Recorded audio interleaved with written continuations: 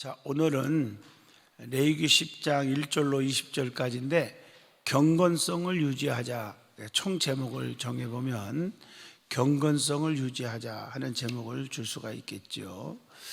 자, 오늘 이 말씀을 쭉 한번 읽어보시면 예수 믿는 사람들, 그리스도인들은 하나님의 말씀에 절대적으로 순종하고 또 거룩성을 유지하고 경건한 자세로 생활을 해야 한다 하는 것이 오늘 말씀의 요지입니다. 이것이 우리를 부르신 하나님의 뜻이고 하나님의 요청입니다. 그렇다면 우리가 어떻게 하여야 하나님께 순종하며 그리스도인의 경건성을 유지하며 살아갈 수 있을까 하는 문제입니다. 자, 첫째가 1절로 7절입니다. 예배를 바르게 드려야 한다 하는 교훈입니다. 저는 지금 레위기서를 순서대로 쭉 여러분의 지금 말씀을 강론하고 있습니다. 굉장히 중요한 말씀들이 성경에 다 가르쳐 줬어요. 예배를 바르게 드려라. 그래서 어떤 분들은 예배 전에 미리 와서 찬양하고 기도하고, 어떤 분은 1시간 전에 오는 분도 있어요. 그래서 기도하고 찬양할 때 찬양하고, 그리고 말씀 들을 때 정말 사모하면서 쳐다봐야 돼요. 여러분, 오죽하면 하나님은 뭐라고요? 안 보여. 그러나 여기 계셔. 그래서 하나님은 영이시니 예배하는 자가 영과 진리로 예배하라, 그렇게 말씀했겠냔 말이에요. 예배 시간의 자세가 너무 중요하다는 거죠. 자, 왜 그러냐? 성경을 잘 보면 이 오늘 말씀에 보면은 제사장은 아침 저녁으로 성소에 들어가서 향을 발라 분향합니다. 그리고 이때 향을 사르는 불은 반드시 번제단의 불을 사용해야 합니다. 레위기 6장 12절 보세요. 제단 위에 불은 항상 피워 꺼지지 않게 할지니 제사장은 아침마다 나무를 그 위에 태우고 번제물을 그 위에 벌려놓고 화목제의 기름을 그 위에 불을 사를지며. 그런데 나답과 아비후는 어떻게 했습니까? 오늘 여기서 자, 하나님께서 명하시지 않은 다른 불을 분향했습니다. 레위기 10장 1절에. 오늘 여러분 이거 알아야 돼. 그 결과 어떻게 됐어요? 그런 대로 다른 사람 안 하는 것보다 낫다 이랬습니까? 그들은 불에 타서 죽어버렸습니다. 이게 2절입니다. 자, 불이 여호와 앞에서 나와 그들을 삼킴에 그들이 여호와 앞에서 죽은지라. 무섭죠? 오늘 여러분들이 신앙생활하면서 이 교회 저 교회 끼웃거리지 말란 말이에요.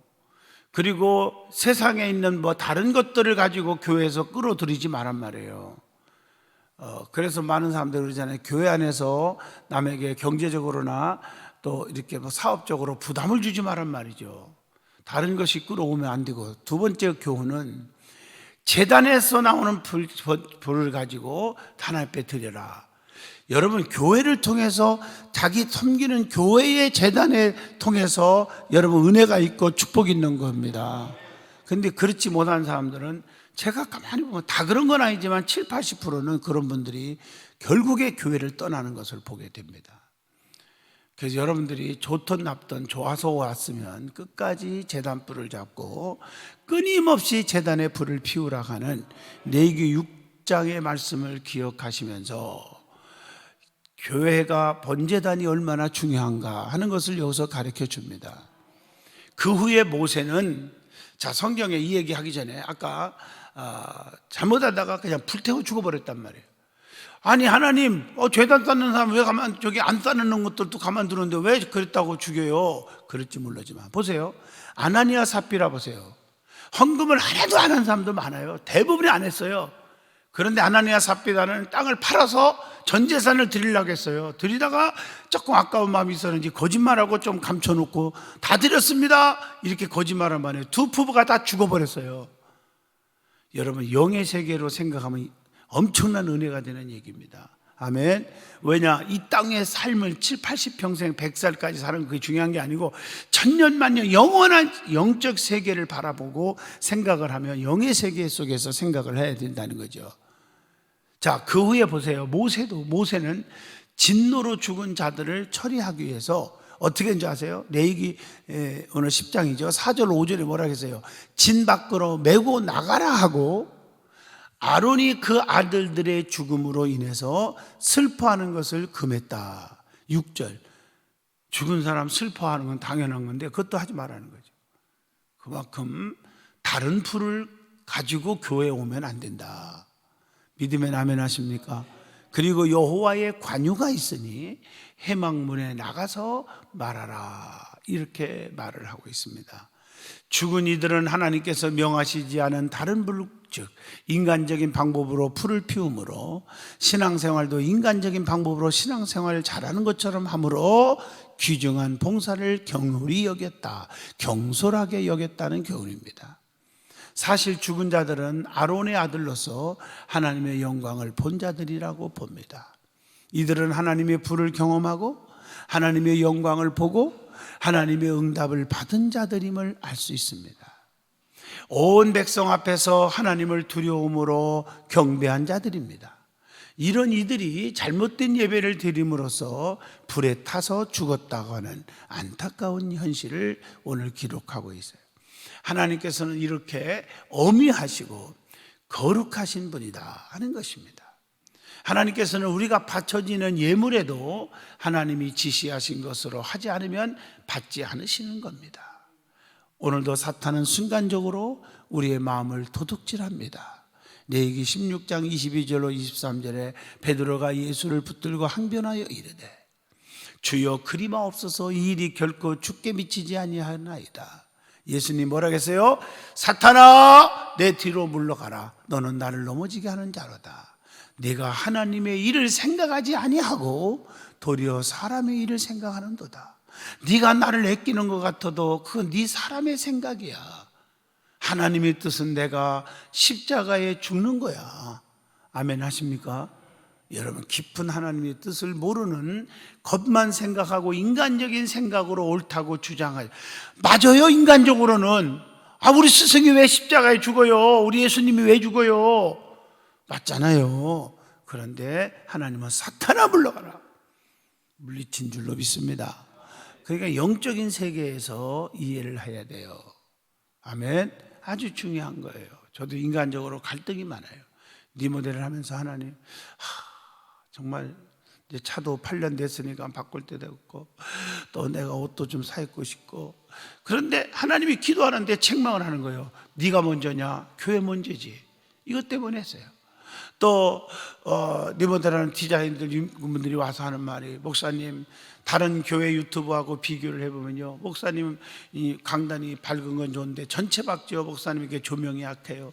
찬양팀들이 찬양을 하면 찬양팀들에게 조명을 비춰주면 이 은혜가요 2배 이상 되는데 그걸 못해요. 그거 바꿉시다. 얼마냐니까 한 2천에서 2,500만 원 나와요. 하지 마죠. 그리고 나서 또 우리는 그 뭡니까, 방송실에 방송 장비가 여러분들이 헌금해 주셔서 또 뭐 저도 했지만 다 해서 다 바꿨어요. 좋아요. 그런데 영상이 안 좋아요. 카메라 같은 것이 15년 10년 전 구닥다리 시스템이 아니야. 그걸 바꾸는데 얼마냐? 세상에 한 3천만 원 된대. 또 간판, 또 뭐 사무실, 무슨 교육실, 아동부실 쭉 쓰는 간판, 백화대 간판까지 새롭게 이제 리모델 하자. 그때 얼마냐? 2천만 원이 나와요. 견적이. 야, 그래서 감자대로 고민하고 기도하다가 해라. 하나님이 까마귀를 통해서라도 주실 텐데 해라. 여러분, 기도 아무리 하면요, 무슨 일이든지 아무리 힘든 일도 기도하면 하나님이 주의 일을 우선 하라는 거예요. 인간적인 생각으로는 이해가 안 되죠. 무슨 이렇게 뭐 지금 코로나 갖고 힘드는 때 무슨 리모델이야 할지 몰라도 하라. 안 하면 네가 해서 네가 복 받아라. 사랑하는 성도 여러분, 우리가 예배가 중요하고요, 예배는 말씀, 기도, 찬송, 헌금 4대 요소가 있다고요. 그래서 성경을 보면 오늘 레위기 10장도 예배를 통해서 하나님이 엄청난 복을 주신단 말이에요. 이걸 여러분들 어제 은혜 받았잖아요. 교회를 통해서 흘러나오는 축복이 있다. 이걸 아시기를 바랍니다. 그 예배를 바르게 드리라는 거예요. 그러므로 우리는 결코 방심해서는 안 된다고 하는 고린도후서 2장 11절의 말씀을 기억하시길 바랍니다. 우리는 신앙생활을 어떻게 하고 있는지, 하나님의 지시대로, 하나님의 방법대로, 하나님이 원하시는 대로 하고 있는지, 인간적인 생각으로 계산하고 따지고, 그래서 자기 마음에 안 드는 일이 있으면 교회에 불평하고 주의 종을 향해서 비판하는, 판단하는 그런 사람들이 아니었는지를 오늘도 생각하게 해줍니다. 예배, 헌신, 기도, 교회 봉사, 헌금 하나님의 뜻을 따라 하고 있는지, 일터에서도 모두 하나님의 지시에 따르고 있는지, 내가 우선순위인지 하나님이 우선순위인지, 내가 하고 싶은 일 안 하고 하나님 앞에 먼저 헌신하는 사람인지 우리는 반성하자는 얘기입니다. 자, 두 번째 교훈은 8절로 15절입니다. 순결하고 거룩하게 생활하여야 한다 하는 얘기입니다. 제가 시간이 많이 가기 때문에 읽지는 않겠습니다. 8절로 15절의 말씀입니다. 자, 거기 보면, 자, 하나님께서는 제사장은 순결해야 되고, 또 하나님께서는 아론에게 마실 수 있는 포도주나 독주라 해서 성소에 들어갈 때는 마시지 못하게 하셨다. 8절입니다. 이것은 만약에 제사장이 정신이 몽롱해가지고 속된 것과 거룩한 것을 구별할 줄 모르면 안 되기 때문이다. 10절입니다. 제사장까지도 그랬어요. 또 명한 규례를 가르치면서 11절에 또 사망을 면하게 하기 위해서라고 하는 것을 9절에 우리에게 교훈해 주잖아요. 너 다치기 싫으면 똑바로 하라. 거룩을 유지해라. 자, 무엇인가에 도취되어 하나님의 뜻을 올바르게 분별하지 못하면 죽음을 당하게 된다 하는 얘기입니다. 자, 맞습니다. 자, 하나님의 일꾼은 수를 삼가야 하며 주의 일꾼은 거룩하고 속된 것을 구별할 수 있도록 깨어 있어야 한다고 하는 말라기서 2장 7절을 연결합니다. 자, 그렇다면 우리는 예배 시간에 아무런 생각 없이 앉아 있지 않았는가? 교회 안 오면, 예배 안 드리면 찝찝하니까 그냥 맞이 못해서 와서 앉아 있는가? 그리고 딴 생각하고 있고, 또 앉아서 말씀에 집중하지 못하고 있는가 하는 것을 반성하는 메시지라고 봅니다.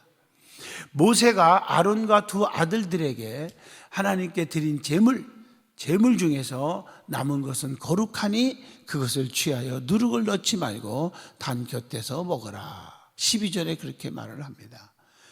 자, 직무에 응하여 받은 그 녹을 거룩한 곳에서 하라고 했습니다. 13절로 15절입니다. 자, 이 말은 하나님께 바쳐진 제물은 제사장만이 거룩한 곳에서 먹으라고 말씀하시는 겁니다. 그래서 하나님 앞에 드려지는 예물도 굉장히 중요한 거예요. 저희 교회는 재정이 아주 투명합니다. 재정위원들이 다 자기들이 좋아해요. 카메라 4대를 찍는 게. 왜? 의심 안 받으니까. 거기에다가 여러분이 어플 보면, 여러분들이 그 어플에서 여러분들이 헌금 딱 눌러보면요, 그냥 계속 헌금한 거, 지난 것까지 쫙 자기가 확인할 수 있습니다. 내가 11조를 했는데 11조가 들어갔는지, 내가 감성금을 얼마 했는데 얼마가 잘 들어갔는지 아주 투명합니다, 이제는. 그래서 저는 자주 가끔 재정부 그 성부 갖고 와서 기록한 거와 교회에 입력한 거와 컴퓨터 입력한 거와 저는 다 이렇게 맞춰봅니다. 혹시나 잘못 기록했는가, 하나님 앞에 드려진 예물을 잘못해서 잊어버린다든가 관리를 잘못하면 여러분 어떻게 된지 아세요? 자손이 망한단 말이에요. 구별하라는 거예요. 아멘 좀 하시죠. 그래서 그렇게 만드는 거예요. 혹시나 하나님 앞에 많은 특별헌금을 드렸는데 가족이 알으면 안 된다, 그런 분들은 사무실에 얘기하면 다 다른 방법이 있습니다. 보이지 않도록. 깨달으면 아멘. 그래서 덕을 세우고, 자, 얼마나 좋은지 모릅니다. 자, 우리의 모든 것이 다 하나님의 것이고 거룩한 것입니다. 어떤 사람들은 권사님 왜 교회에 빠졌어요? 저녁 예배. 그러니까 왔어요. 어디 앉았는데 3층 뒤에 앉았어요. 거짓말을요, 밥 먹듯이 하는 분 몇 분 있어 우리 교회에요. 이제는 꼼짝 못하지요.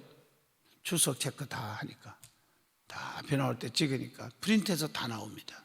누가 참석했는지 안 했는지.